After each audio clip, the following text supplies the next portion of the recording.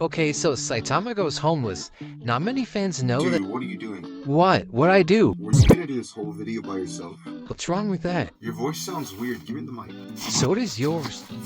Not many fans know that Saitama's apartment got murdered by Tatsumaki.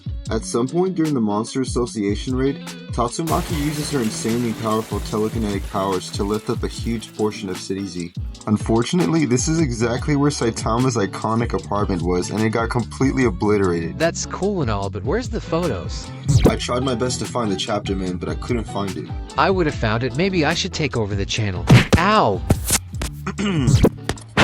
During Saitama's homeless journey, he comes across the dragon-level monster Overgrown Rover, the same one he easily defeated inside of the monster base. However, it wasn't always so small and friendly. Before Saitama asserted his dominance on that dog, it was as big as like a 2-story house, and it was terrifying. It used to be even strong enough to take a punch from Saitama. After seeing Overgrown Rover has been reduced to this and is harmless, he decides to keep him in as a pet.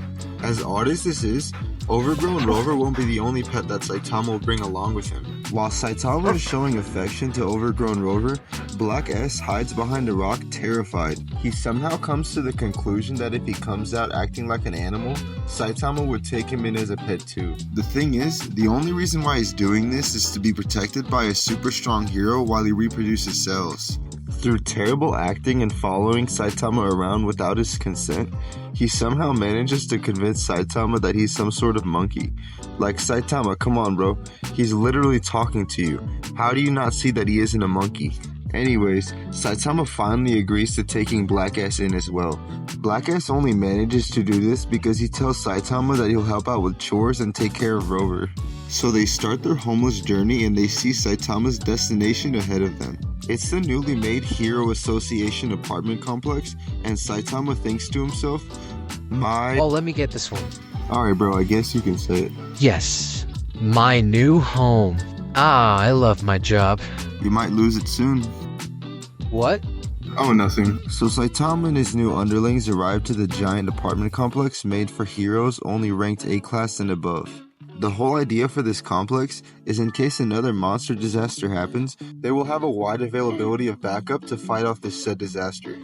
So what about the civilians of the lower class? Wouldn't that mean there would be less of them being protected by the heroes? That is true. Maybe the Hero Association didn't think about Or that. maybe the Hero Association is only thinking of themselves in the upper class. Possibly, but it's unclear. Anyways, this apartment complex is armed with a secret anti-monster disaster defense system. Sounds complicated. More like high-tech. It's basically an army of giant doomsday-looking robots that are designed to fight off most demon-level threats. The homeless Still squad finally arrive at the complex, only to be greeted by one of the robots we just talked about. The only reason why the robot comes out is because the system detected Black S and Overgrown Rover. The robot throws a devastating strike at them, but Saitama effortlessly raises his arm up to block the attack, then the robot's arm just breaks off. Saitama throws a strike of his own and just god slaps the shit out of it, in which the robot just explodes on impact.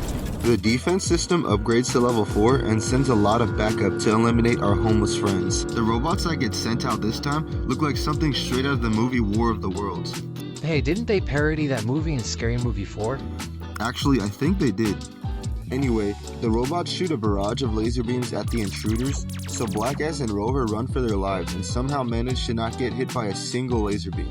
Saitama, on the other hand, walks straight towards all the beams that are being fired at him and destroys all the robots. Officials of the Hero Association finally arrive at the scene to see the destructive aftermath of Saitama's wrath. They were devastated because apparently each one of these robots cost $9 billion each. One of the officials demand an explanation from Saitama, and Saitama, being the good-for-nothing homeless liar that he is, tells the man the machines exploded out of nowhere. The official is hesitant to believe Saitama, but King comes in clutch and backs up everything Saitama says. Since King is known for his flawless heroism and integrity, the officials believe him with no questions asked. King and Saitama have a brief discussion about a video game, then Saitama says he'll be heading to his new home. This ends Saitama's homeless journey, but I still feel like Saitama isn't where fans would like to see him be. When will Saitama be coming home to Fubuki and Tatsumaki waiting for him in a $1 million mansion? The answer is unclear, but you can subscribe for future updates and recaps of One Punch Man and other mangas. If you liked my commentary, let me know what other mangas you think I should cover. Thanks for watching.